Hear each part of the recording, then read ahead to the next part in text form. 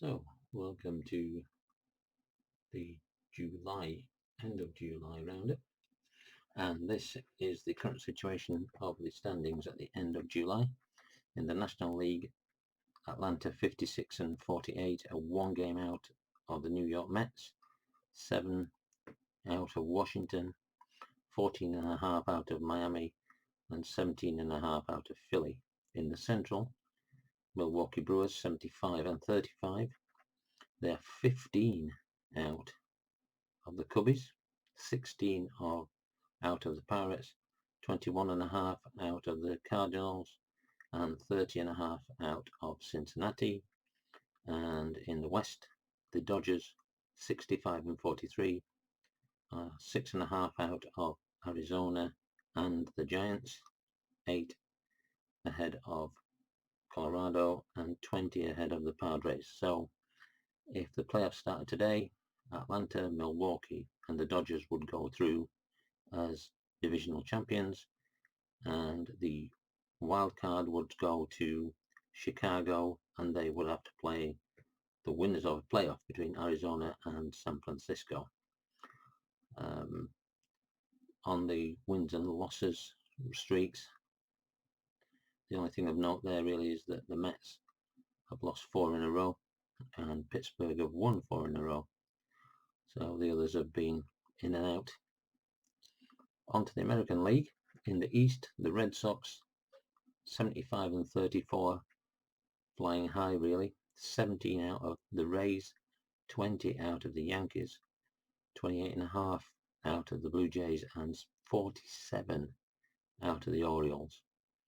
In the Central, the Indians at 64 and 42 have a 9-game lead over Minnesota, 20 over the White Sox, 24 over the Tigers, and 28 over the Royals. And in the West, the Houston Astros at 67 and 42 are a game and a half out of the Angels, 5 out of the Athletics, 13 out of the Mariners, and 16 out of the Texas Rangers. And again, really looking at the win-loss streaks at the moment, the Yankees have a 5-game winning streak and the Royals have a 5-game losing streak.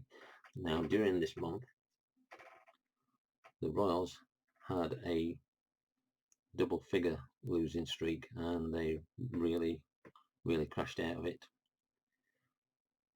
So if today was the playoffs in the American League, Boston, Cleveland, and Houston would go through by right as divisional champions, and the playoff would be the Angels against the Athletics, both coming from the West still. That's been pretty consistent throughout the whole of the replay. Now, if we look at how these clubs have fared actually in this month, and I haven't actually put them in sequence, so I'm just going to pause this video and then I'll come back and show you that. So we're back. See if I can zoom that a slight amount more, make it easier to read. So the monthly performances. Now remember that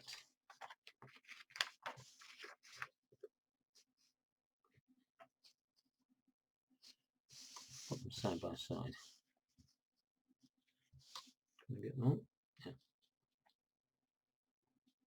So the Washington Nationals are 13 and 8 this month. They've been the best performers in the East.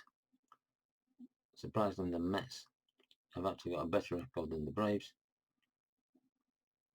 But Philadelphia 9 and 17. Disastrous month for Philadelphia. In the Central, Milwaukee, they're 19 and 9. They've played 28 games and won 68% of their games roughly. Pittsburgh are making a move up with a 17 and 9 record, and Chicago with a 15 and 9 record. St. Louis are just under 400, but sadly I think they've fallen by the wayside really. It takes something spectacular for them to actually get a playoff spot, and the Reds are just floundering there. In the National League, the Rockies, who, when you consider they are 4th in the division. They've got the best record at 14-9. The Dodgers 15-11 and the Giants 14-11. The Padres 9-16, and they look like they're going to be left behind. In the American League, there they go, Boston Red Sox 19-6 for the month. Sort of tells you why they're 17 games ahead. The Yankees with a 15-10, they're putting in a fight, hoping to get a percentage that will maybe get them into the wild card. The Rays at 13-12, the Blue Jays 10-14, and poor old Baltimore at 6-19, 47 games behind. They're gone already. In the Central, Minnesota 18-9. They're still 9 games behind Cleveland, but putting a run together. The Indians are just over 500 at 13-12. The White Sox 11-13. Tigers 8-16, which has been a bit of a disastrous month, but even worse for Kansas at 4-20. And the best performing league of them all, really, the West. Houston 16-9, the Angels 14-9. So those two are way ahead, and they're only 1.5 games apart. So if you extrapolated that and said, let's say that the Angels had won those 2 games that they haven't actually played this month, of the Astros, who have played 16-9, then they would be half a game ahead. Oakland 12-13, Seattle and Texas, they're beginning to drift away a bit.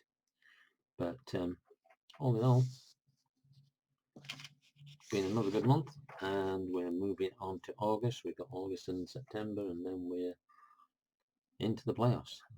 I've got to work out how I'm going to do that, because obviously we may not get the same results as what we did in real life, but going to have to find some way of doing that. But that's the wrap up of the end of July 2018. Hope you've enjoyed it, and we'll see you soon.